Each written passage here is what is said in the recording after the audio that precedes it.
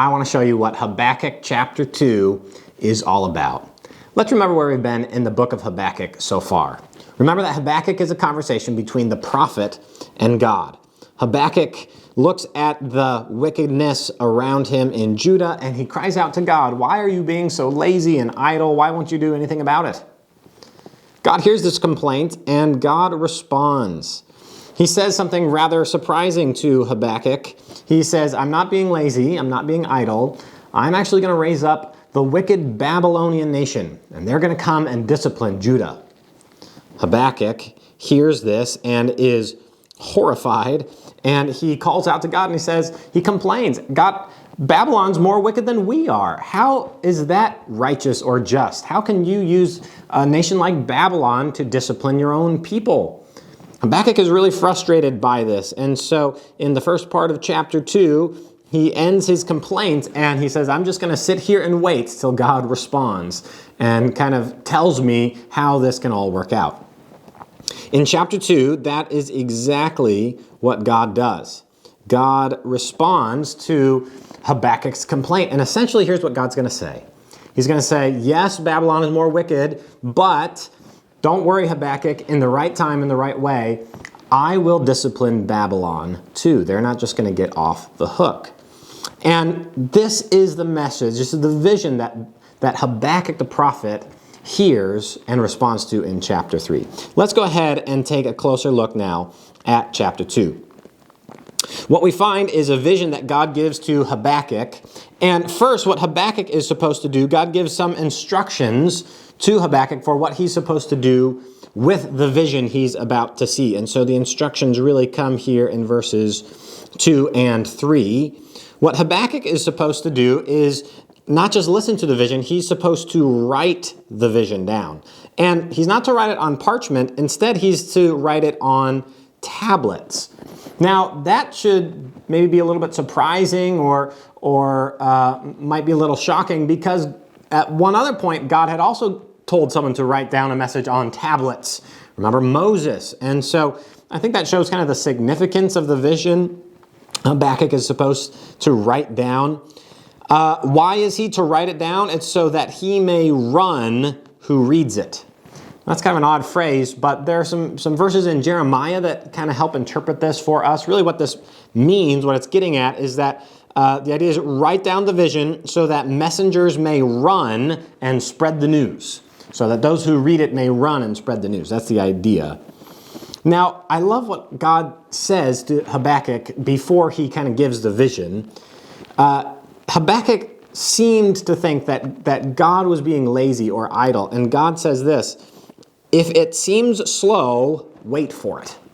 In other words, Habakkuk, I'm about to give you this vision of all the judgment that's going to come on Babylon eventually. And if that seems slow, just wait. Just wait. It will surely come. It will not delay. And that's exactly what Habakkuk needed to hear, because God has an appointed time for things. And when God says something, it's not going to lie. It's not going to be wrong. And Habakkuk needed to kind of come and accept that. All right, so God's going to give this vision now to Habakkuk.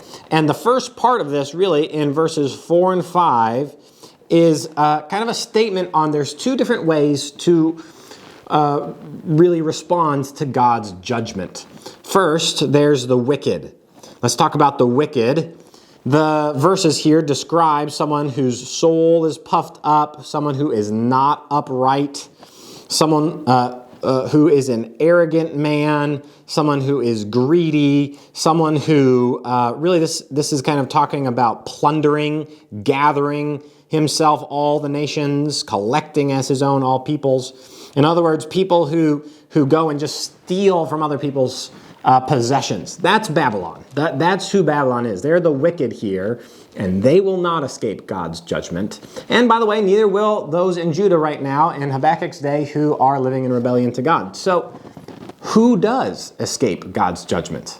Well, this verse right here, this little phrase is really important. It says this, "But the righteous shall live by means of his faith," by his faith. That is a really important little phrase, and it actually comes up several times in the New Testament. Paul mentions it in Romans and Galatians. It comes up again in the book of Hebrews. And that's a key theme in the New Testament. Who escapes God's punishment? Those who trust God, who come to him by faith. Okay, so there are two kinds of people. There's the wicked and there's the righteous response. Now, God is going to spend the rest of this vision telling Habakkuk about the ways in which he will discipline the nation of Babylon. And God does this really in kind of an interesting way. It's in the form of a taunt. Shall not all these take up their taunt against him? The him is Babylon, with scoffing and riddles for him. And so there's this taunt and this scoffing that's coming towards Babylon. And this is a well-organized taunt. There are 5 woes listed here in the rest of the chapter. That's how the rest of the chapter is organized. So let me try and highlight them. There's all these woes to Babylon here in verse 6, and then in verse 9, and then in verse 12, also in verse 15, and then again in verse 19. And so there's this taunt. Woe, woe, woe, woe, woe to Babylon.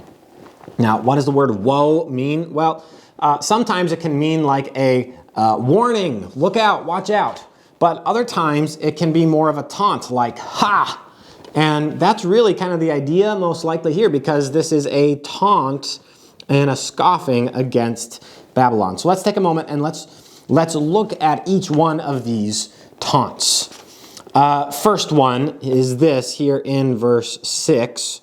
It says this, woe to him who heaps up what is not his own. This is talking about this idea. Woe to Babylon because they plunder everybody else, and so they will in turn be plundered. That's really the idea of taunt number 1. He heaps up what is not his own and loads himself with pledges. But you know what? Since you have plundered many nations, Babylon, all the remnant of the peoples will plunder you. One day the debtors are going to rise up, and you will be spoil for them, Babylon. And so that's kind of the first taunt. You thought you were going to get away with it, Babylon, but not so fast. The people you plundered, they will turn around and plunder you. That's taunt number 1. Now we come to taunt number 2 here in verse 9. Babylon thought that they could steal everybody else's stuff, then build up beautiful high houses for themselves, and thus get glory for themselves. But what God is going to say in this taunt is essentially, Babylon, you thought you were building glory for yourself, but you're actually just building shame for yourself. Woe to him who gets evil gain for his house, to set his nest on high, to be safe from the reach of harm. Babylon got evil gain for the purpose of building up their own house. They wanted to build their house like a nest on high, to be safe. I'm reminded of Hitler in World War II. He had built his beautiful eagle's nest, and he thought he'd be safe from all the world there, but the Allies came and overran the eagle's nest. It's kind of a similar thing was going to happen to Babylon. God's showing Habakkuk, look, they think they can build up glory for themselves, but really they're just going to build up shame for themselves. Verse 10, you have devised shame for your house. By cutting off many peoples, you've actually forfeited your own life. And it's going to be like the stones and the beams of the buildings they built are going to cry out against them. So that's kind of the second woe here, is you thought you were making glory for yourself, you're just making shame. Now on to the third woe. Here's the idea. Your violence against all the other nations, that's going to accomplish you nothing. Woe to him who builds a town with blood. That's what Babylon was doing, and the foundation of their city was going to be iniquity. But you know what? That was all for naught. And this all really came from the Lord. Behold, is it not from the Lord of hosts that people labor merely for fire, and nations weary themselves for nothing? Babylon, they were going to great lengths to build up glory for themselves, to found their city on violence, but you know what? That would all come to nothing, and that's because of the Lord of hosts. The whole earth is not now currently filled with the glory of Babylon, but in the future, the whole earth will be filled with the knowledge of the glory of the Lord as waters cover the sea. That's the first 3 taunts. Now we come to the 4th and 5th taunts. Here's the 4th taunt. In order to understand this, you got to understand that in the Bible, sometimes wrath is likened to a drink in a cup. And so we talk about the cup of God's wrath. It's kind of like God's wrath is like a liquid, and you pour it into a cup, and people are made to drink it. Well, Babylon also had their own wrath that they were going to pour out on other people, and they were going to make their neighbors drink their wrath. Woe to him who makes his neighbor drink. You pour out your wrath and make them drunk. And the idea is Babylon was pouring out the cup of their wrath on their neighbors and embarrassing and shaming their neighbors. But instead, what goes around comes around. And the cup in the Lord's right hand will come around to you, and utter shame will come upon your glory. And so Babylon's trying to make everyone else drink the cup of their wrath, but the cup of God's wrath is going to come around to them, and they will be instead put to shame. Then one more woe here we'll talk about here from verses 18 and on. The woe comes in verse 19, but it's really all about idols. It's a woe to those who trust in idols. Notice all the images here to idols, something that's overlaid with gold and silver. There's no breath in it. The maker shaped it.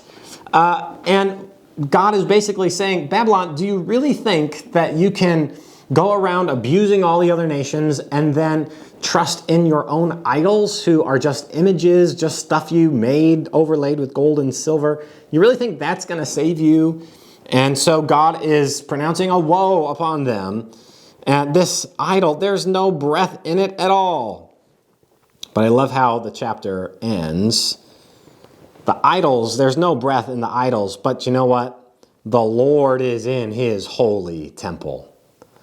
God exists, and he lives in his temple, unlike the idols that are just worthless pieces of stone and wood. And since God is real, and since God is alive, let all the earth keep silence before him. So God has responded to Habakkuk, and here's God's basic response.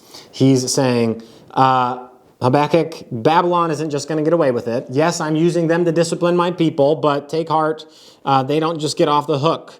There's all these woes coming upon them because of their wickedness and their violence and their greed. And really, Habakkuk is left with this choice. How am I going to respond to God's answer?